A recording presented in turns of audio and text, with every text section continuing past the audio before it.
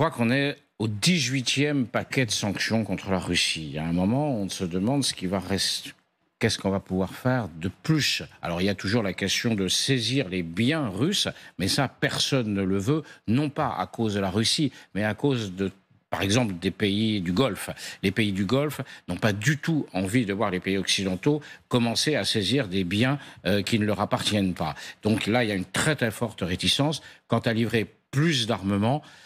Encore faudrait-il l'avoir, cet armement, ou être capable d'en produire assez. Et on le voit, 3 ans après le début de cette guerre, il n'y a toujours pas en Europe occidentale une véritable économie de guerre qui permettrait de soutenir l'Ukraine comme elle le souhaite et comme elle en a besoin. Vous le savez, ce que propose le fond des menaces de Donald Trump, ce sont d'éventuelles sanctions supplémentaires, sanctions importantes, sanctions secondaires, donc pas directement liées à la Russie, mais aux pays qui commercent encore avec la Russie, qui le font pour la plupart du temps sous le manteau.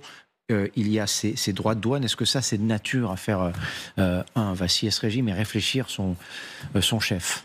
Je crains que non, en fait. Je crains que la Russie est engagée dans une guerre qu'elle considère, elle, comme existentielle. Elle considère que c'est son destin impérial, son destin historique qui est en jeu de reconstituer son empire. Je pense que des sanctions économiques ne la feront pas céder.